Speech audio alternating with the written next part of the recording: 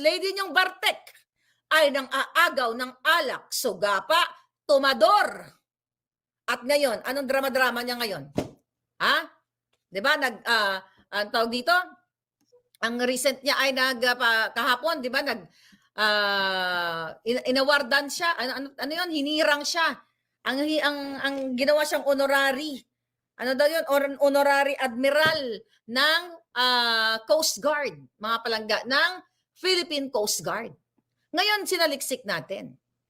Ginawa siyang Coast Guard Auxiliary, Honorary Philippine Coast Guard Auxiliary. So, inalam natin, ano ba dapat ang requirements nito? Hindi kasi pwedeng natripan lang ni Lisa, ay tara na bangag, Kuting Junior, pumunta tayo sa Philippine Coast Guard, mag-picture-picture tayo, ipakita ko yung butod ko na parang, di ba, na puno-puno ng alak, tapos picture-picture, sabi nga nang nag-comment, mas maganda pa ang Lady Guard sa SM sa itsura niya. Diba? So mag-picture-picture siya, tas drama-drama. Ito yung mga pakitang tao lahat. Kasi mga kababayan, dapat kapag ikaw ay hinirang na as reserve or volunteer bilang Philippine Coast Guard Auxiliary, may mga requirements yan. Okay, although pasok siya, di ba? Pero you know what? I'm not sure. Meron ba ditong may alam sa Philippine Coast Guard? May age limit ba? Kasi ang nakalagay dito sa atin, nasa liksik, 21 years old and above. Kasi ako gusto kong volunteer sana dito sa yung military reserve or navy reserve dito sa Amerika. Kaso lang overage ng alindog. May certain age lang. Sa atin ba kahit uugod-ugod ka na babartik-bartik ka katulad ni Lisa Tanas na senior, pwede pa rin volunteer na ganyan? Di ba may certain age? Any comment, mga palangga? Mag-comment kayo dyan. Ninyo ako, i-guide ninyo ako. Ang sabi dito, para ka makapasok dyan sa auxiliary, extraction, actually yan. Dyan sa magaling illegal extraction. You must have a good moral character and no criminal record.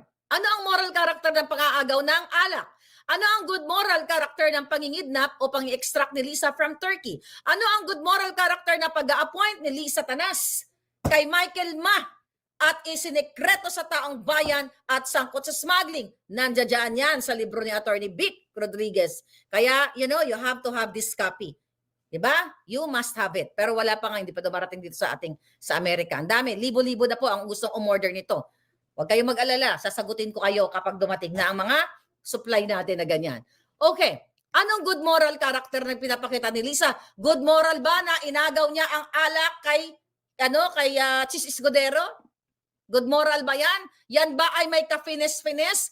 O another requirements for you to be able to become a Admiral Butod, mga palangga, dapat physically fit and mentally fit ka.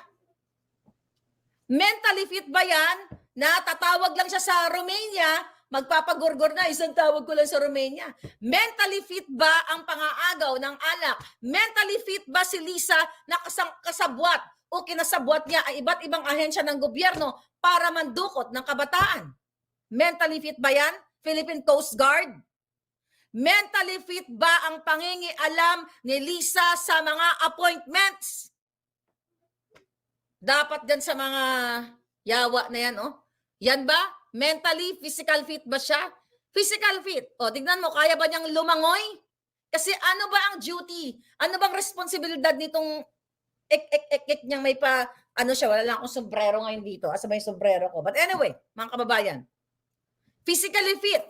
Kasi isa sa trabaho o isa sa gagawin ng mga reserve na yan is volunteerism. Ano yung volunteerism? Magre-rescue operation. Kapag dyan ay may mga sundalo o mga Navy na nakipagbangbang dyan sa China, si Lisa dapat ang palanguyin dyan. Paano makakalangoy? Puno-puno ng alak, bloated ang kanyang tiyan. At ang mental niya ay wala sa ayos. Addictus benedictus. Paano siya volunteer ng ganyan? Ang sabi dito, willing to volunteer time and resources for PCGA activities. Yan, mga kababayan, ay mga picture-picture, drama-drama lang yan. Para kunyari, siya ay concerned siya sa inyo ng mga Philippine Coast Guards. It's BS.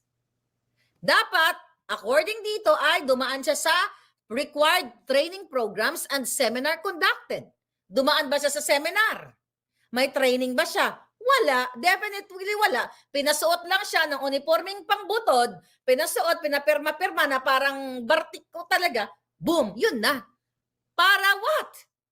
Linlangin kayo na kunyari concerned siya sa Coast Guard.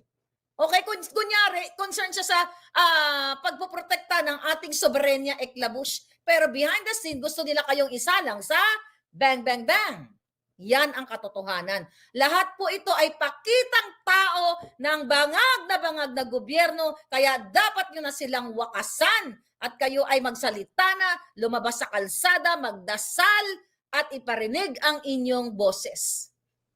O, ano ang mga dapat na mga dokumentong isa-submit? Para ito, kaalaman nyo na rin, baka mga bagets dyan, you know, if you really want to be a reserve, yun nga, voluntaryo ninyong gagawin ito. Okay, duly accomplished application form, birth certificate, latest police clearance or NBI, medical certificate. O ano ba ang medical, di ba? Kung siya ay physically fit nga o mentally fit. ID, diploma, transcript of records, biodata, da. Yan yung mga requirements.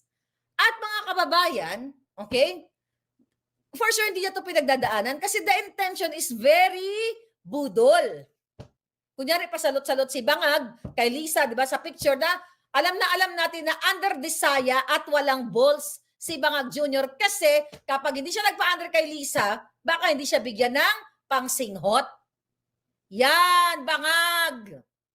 Bartek. Now, mga kababayan, ano ang, sabi ko nga kanina, duties and responsibilities ng isang Coast Guard o Philippine Coast Guard Reserve or itong auxiliary, Admiral Bartek.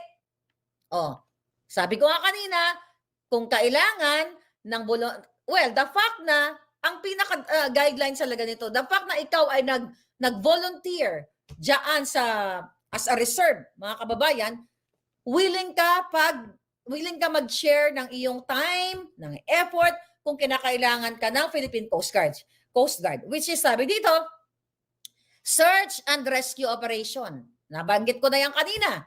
Kailangan mong, paano ka lalangoy si Lisa, gaganon, iinom ka ng bartek-bartek, malulunod ka. Kasi you're not mentally fit, you are not physically fit. Diba? Paano ka makakalungoy? Paano ka makakalaban? Paano ka makakatulong kung yung sarili mo mismo lulong sa ipinagbabawal na bulong o ipinagbabawal na alak?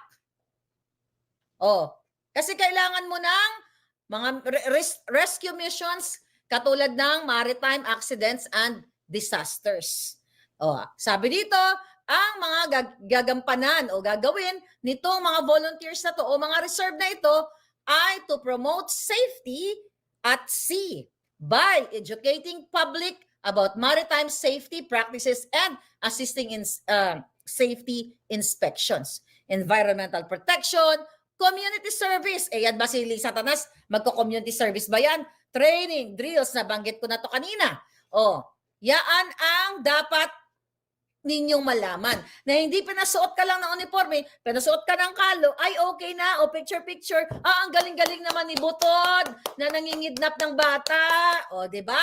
Papalakpakan, kayo'y nauuto lamang kapag hindi kayo nakinig dito kay Maharlika at hindi kayo gumagawa ng inyong mga thorough research at inyong pagsasaliksik sa mga ginagawa ng bangag na ito.